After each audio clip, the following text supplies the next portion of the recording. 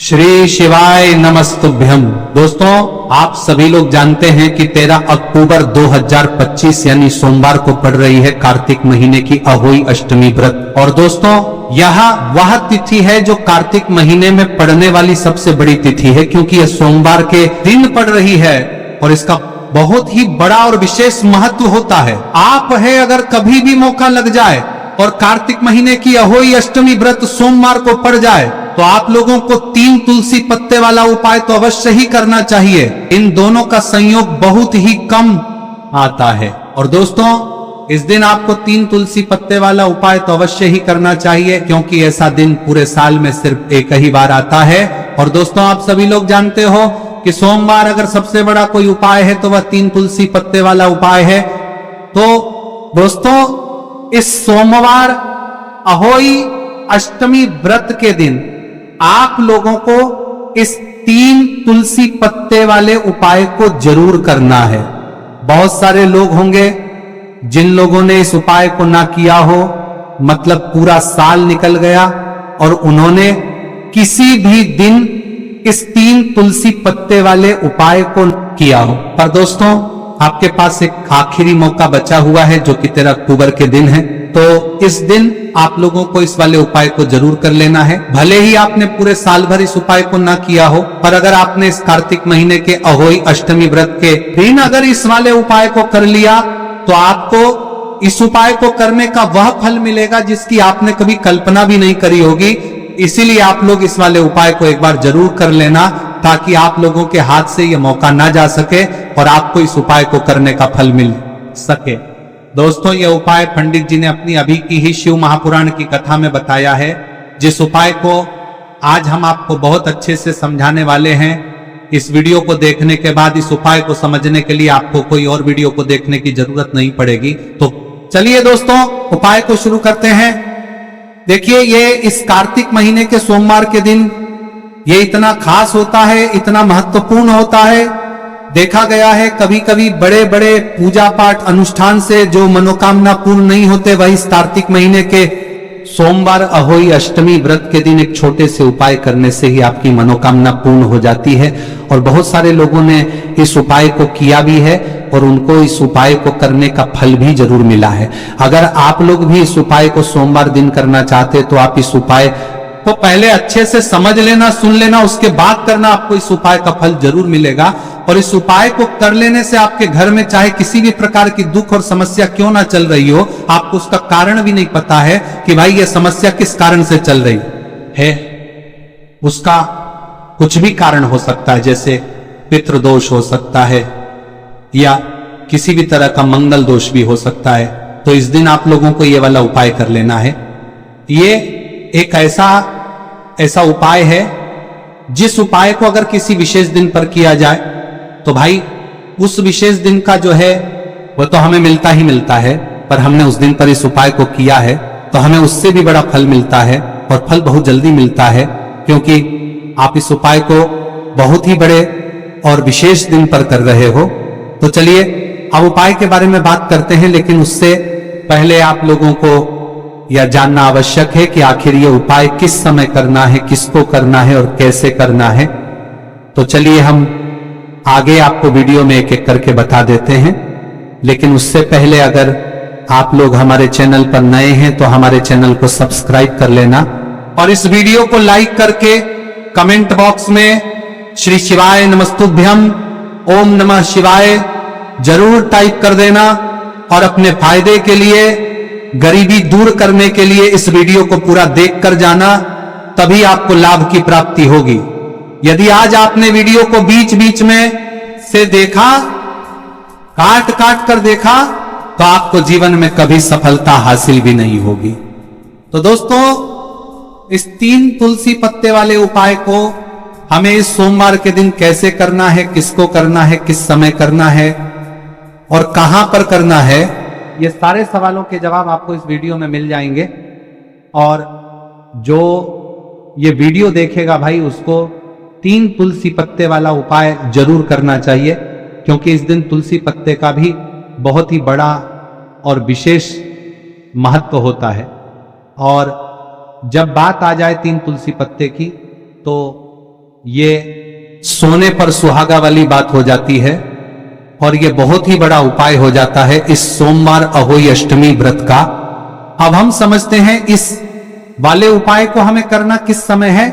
इस 3 तुलसी पत्ते वाले उपाय को हमें इस सोमवार अहोई अष्टमी व्रत के दिन करना किस समय है। तो देखिए, इस उपाय को करने का जो समय है वो सुबह का समय है और शाम का समय भी है। अब देखिए, यहां पर हम मुख्य रूप से सुबह का समय नहीं बोलेंगे क्योंकि 13 अक्टूबर सोमवार अहोई अष्टमी व्रत का दिन है और इस दिन प्रदोष काल के समय का बहुत महत्व होता है। बाकी अगर सुबह के समय भी करेंगे तो भी अच्छा होगा, उसमें कोई भी दिक्कत वाली बात नहीं है। तो चलिए जानते हैं इस विशेष उपाय के बारे में। लेकिन उससे पहले प्रार्थना, अगर आप इस चैनल पर नए हैं तो आप इस वीडियो को लाइक करें, चैनल को सब्सक्राइब करें और कमेंट बॉक्स में आप अपनी राशि या अपना नाम जरूर डाल दें, क्योंकि हम राशि से जुड़ा भाग्य भी बताते हैं और भाग्य में चल रही परेशानियों को दूर करने के लिए वो आसान से आसान उपाय भी बताते हैं। तो चलिए अब हम अपने सबसे पहले उपाय की बात कर लेते हैं। हम सभी के घरों में माता तुलसी का पौधा अवश्य ही होता है। तो देखिए, हमें तुलसी जी के पौधे से सबसे पहले तो 3 पत्ते तोड़ने। देखो, एकादशी वाले दिन आपको तुलसी के पत्ते नहीं तोड़ने, तो देखिए तुलसी जी के आपको 3 पत्ते तोड़ने देखो लेने हैं। और इन तुलसी जी के पत्तों को तोड़ने के बाद आपको एक चुटकी हल्दी भी अपने साथ में लेनी है। हल्दी के अंदर आपको जल मिला करके पेस्ट के रूप में तैयार करना है और इसी के साथ में आपको एक दीपक भी लेना होगा। दीपक आप मिट्टी का भी ले सकते हैं, आटे का भी ले सकते हैं। और इस दीपक में आपको शुद्ध घी डाल के इसमें आपको लंबी रुई की बाती का प्रयोग करना है। देखिए दोस्तों, आपके पास 3 तुलसी जी के पत्ते हैं। तो पहला जो तुलसी जी का पत्ता है उस पर आपको सबसे पहले तो जो आपने हल्दी ली है उसकी एक बिंदी लगानी है। और पहला जो तुलसी जी का पत्ता है आपके घर में भगवान विष्णु का, चाहे कोई सा भी स्वरूप हो, चाहे लड्डू गोपाल जी का स्वरूप हो या फिर भगवान कृष्ण की आपके मंदिर में प्रतिमा हो या फिर भगवान श्री राम की प्रतिमाएं, उनके सामने आपको पहला तुलसी जी का पत्ता अर्पित करना है। अब देखिए दोस्तों, आपके पास जो 2 तुलसी जी के पत्ते हैं और आपके पास जो एक दीपक है, इन्हें आपको लेकर के पहुंचना है अपने ही घर में तुलसी जी के पौधे के पास में। देखिए, सबसे पहले तो आपके पास जो 2 तुलसी जी के पत्ते हैं उन पर भी आपको हल्दी की एक बिंदी लगानी है और उन दोनों ही तुलसी जी के पत्तों को आपको अपने घर में तुलसी जी के पौधे के वहां पर ही अर्पित कर देने हैं। और इस प्रकार से ये दोनों पत्ते भी तुलसी जी के पौधे के पास में अर्पित करने के बाद अंत में जो आपके पास एक लंबी बाती का दीपक है, इसे आपको तुलसी जी के पौधे के पास में ही प्रज्वलित कर देना है। जो भी व्यक्ति अपने ही घर पर इस प्रकार से तुलसी जी के 3 पत्तों का यह उपाय कर लेता है तो उसका परिवार हमेशा खुश रहता है, उसके परिवार में कभी भी कोई भी संकट उत्पन्न नहीं होता है और यदि आपके घर में जो भी ग्रह क्लेश है वह भी समाप्त होते हैं। तो इस प्रकार से यह सुंदर सा उपाय करना है। अब बात करते हैं अगले उपाय की। देखो, यदि आपके जीवन में आर्थिक संकट बहुत अधिक हो रहे हैं, धन की समस्या लगातार जीवन में बनी हुई है, एक एक रुपयों को प्राप्त करने के लिए आपको बहुत अधिक मेहनत कर रहे हैं, तो आज रात्रि में सोने से पहले आपको हो यह चमत्कारी दीपक का उपाय अवश्य करना है। या फिर यदि आपका जो व्यापार है, बिजनेस है, दुकान है, वह अच्छे से नहीं चल पा रही है, तो आज रात्रि में इस विशेष दीपक का उपाय आपको अवश्य करना चाहिए। देखो दोस्तों, दीपक हमारे घर में सभी नकारात्मक शक्ति को बाहर करता है। यह उपाय आपको साल में केवल एक बार करने का ही मौका मिलता है। देखिए, इस उपाय के लिए आपको तुलसी जी की जो सूखी लकड़ी होती है उसे ले लेना है। देखिए दोस्तों, यदि आपके पास पुरानी तुलसी जी की लकड़ी है तो उसे आप ले सकते हैं, और यदि आपके घर में तुलसी जी जो लकड़ी है वह सूखी हुई है तो उसकी लकड़ी आप तोड़ के इस्तेमाल कर सकते हैं। लेकिन आपको ध्यान रखना है कि सूर्यास्त से पहले पहले ही आपको ये जो तुलसी जी की लकड़ी है इसे अवश्य ही तोड़ लेना है। तो इस उपाय के लिए आपको सबसे पहले तो एक मिट्टी का दीपक लेना होगा, चाहे तो आटे का दीपक भी ले सके, क्योंकि आटे का दीपक सभी दीपक में सर्वोत्तम माना गया है। इस दीपक के अंदर आपको शुद्ध घी का प्रयोग करना होगा और इससे दीपक के अंदर आपने जो तुलसी जी की लकड़ी ली है उसे भी रख देना है। लेकिन ये जो तुलसी जी की लकड़ी है, इसमें आपको चारों तरफ अच्छे से घी लगा लेना है। देखिए, गुरु जी ने बताया है कि जो तुलसी जी की लकड़ी है, यदि आप उपाय करते हैं और बहुत ही शीघ्रता से जल जाती है, तो इसके लिए आपको एक कार्य करना है। आपको थोड़ी सी रुई ले लेनी है और उस रुई को आपने जो तुलसी जी की लकड़ी ली है उस पर अच्छे से चारों तरफ लपेट देनी। तुलसी जी की लकड़ी के ऊपर रुई लपेटने के बाद इसे आपको पूरा घी के अंदर डुबो लेना है। अब इसे आपको बाती के रूप में प्रयोग करना है। अब दोस्तों, इस दीपक को आपको प्रज्वलित कहां करना है? तो इस दीपक को आपको या तो भगवान विष्णु के सामने प्रज्वलित करना होगा, या फिर आपको भगवान श्री राम के सामने प्रज्वलित करना होगा, या फिर भगवान कृष्ण के सामने, यानी कि भगवान विष्णु के जो भी अवतार हैं उनके सामने आप ये दीपक प्रज्वलित कर सकते हैं। या फिर आप इस दीपक को माता तुलसी जी के सामने भी प्रज्वलित कर सकते हैं। पूज्य गुरु जी ने बताया है कि जो भी व्यक्ति इस प्रकार से तुलसी जी की डंडी से या दीप दान कर देता है, उसके जीवन में कभी भी धन की समस्या नहीं होती है। इसीलिए आपको यह पूरे साल में केवल एक बार ही मौका मिलता है। इस उपाय को करके देखना, आपकी सभी इच्छाएं जरूर पूर्ण होंगी। यह जो उपाय है, रात्रि में सोने से पहले करना है। यह उपाय आपके लिए सर्वश्रेष्ठ होने वाला है। देखिए, इस उपाय के लिए आपको मात्र 5 हरे मूंग के दाने ले लेना है। देखिए, तिथि है और यह सोमवार के दिन पड़ रही है, इसीलिए आपको 5 हरे मूंग के दाने लेना है। हरे मूंग के दाने आपको साबुत लेने हैं, खंडित नहीं होने चाहिए, इस बात का ध्यान रखें। और इसी के साथ में आपको एक तांबे के पात्र के अंदर अपने घर से शुद्ध जल ले लेना है। अब दोस्तों, इन सभी सामग्रियों को लेकर के आपको सीधे पहुंच जाना है भगवान शिव के मंदिर में। देखिए, इस उपाय को भी आप सुबह भी कर सकते हैं और शाम के समय में भी कर सकते हैं। देखिए, भगवान शिव के मंदिर में पहुंचने के बाद आपके पास जो 5 हरे मूंग हैं, उनमें से पहला जो हरा मूंग है, आपको शिवलिंग के सामने जो नंदी महाराज होते हैं और उनका जो पैर उठा हुआ होता है, वहां पर आपको पहला हरा मूंग समर्पित कर देना है और आपको ओम नमः शिवाय इस मंत्र का जाप कर लेना है। फिर आपको दूसरा हरा मूंग लेना है और शिवलिंग पर जो श्री गणेश जी वाला स्थान होता, वहां पर आपको यह दूसरा हरा मूंग समर्पित कर देना है। यानी कि शिवलिंग के सीधे तरफ आपको यह दूसरा हरा मूंग समर्पित करना है और फिर आपको ओम नमः शिवाय या फिर श्री गणेशाय नमः इस मंत्र का जाप कर लेना है। तीसरा हरा मूंग का दान आपको भगवान शिव की सबसे प्रिय पुत्री माता अशोक सुंदरी वाले स्थान पर समर्पित करना होगा।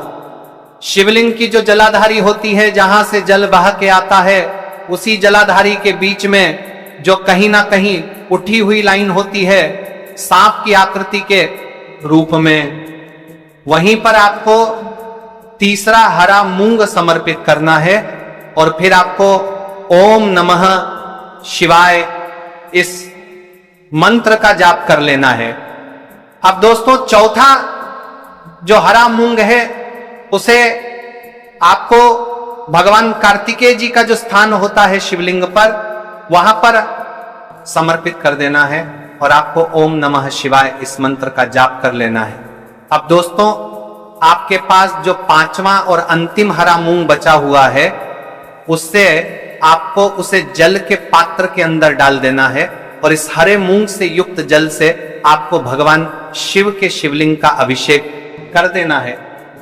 जल आपको बिल्कुल धीरे धीरे समर्पित करते जाना है और लगातार आपको शिव महापुराण के मूल मंत्र श्री शिवाय नमस्तुभ्यम इस मंत्र का जाप करते रहना है। फिर आपको शिवलिंग के सामने बैठकर, यदि आप अपने बच्चों के लिए ये उपाय कर रहे हैं, यदि आप अपने बच्चों की बुद्धि, ज्ञान और विवेक के लिए उपाय कर रहे हैं, तो उसके लिए आपको प्रार्थना कर लेनी है। या फिर व्यापार में वृद्धि करने के लिए ये उपाय कर रहे हैं, तो उसकी कामना करते हुए आपको प्रार्थना कर लेनी है। या फिर अपनी नौकरी के लिए कर रहे हैं, या फिर अपने इंटरव्यू के लिए, या फिर धन की प्राप्ति के लिए कर रहे हैं, जिस भी कामना के लिए आप उपाय कर रहे हैं, उसे परिपूर्ण करने के लिए आपको महादेव से प्रार्थना कर लेनी है और फिर आपको वापस अपने घर आ जाना है। पूज्य गुरु जी ने कहा है कि जो भी व्यक्ति इस उपाय को कर लेता है, तो यकीन मानिए आपके जीवन की जो सारे संकट, कष्ट और बाधाएं हैं, वह सभी समाप्त होंगे। आप दोस्तों, हम जान लेते हैं चौथे चमत्कारी उपाय के बारे में, लेकिन यह उपाय विशेषकर उन लोगों को करना है जिनका व्यापार बिल्कुल भी ढंग से नहीं चल पा रहा है, या फिर जिनके घर में धन की परेशानी बहुत अधिक है, साथ ही साथ जिनका जो बुध ग्रह है वह कमजोर अवस्था में है, तो उन्हें यह उपाय करना चाहिए। बुध ग्रह को मजबूत करने के लिए आपको विशेषकर यह उपाय करना है। देखिए, इस उपाय के लिए आपको मात्र एक प्यारी सी बेलपत्र लेनी होगी। बेलपत्र जो है वह कहीं से भी खंडित नहीं होनी चाहिए।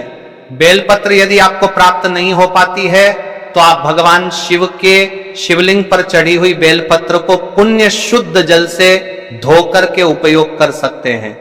इसी के साथ में आपको मात्र एक हरा मूंग लेना है।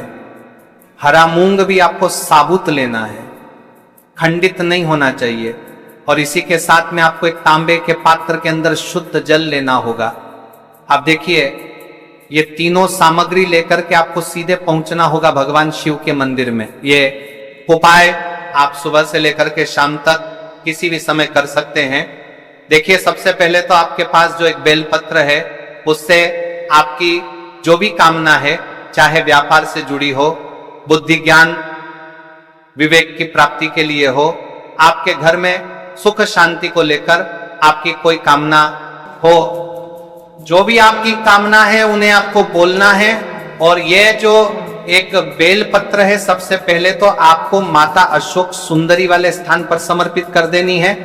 देखें, बेलपत्र की चिकनी साइड शिवलिंग से स्पर्श रहेंगे और इसकी जो डंडी है वहां आपको जलाधारी की ओर रखनी है।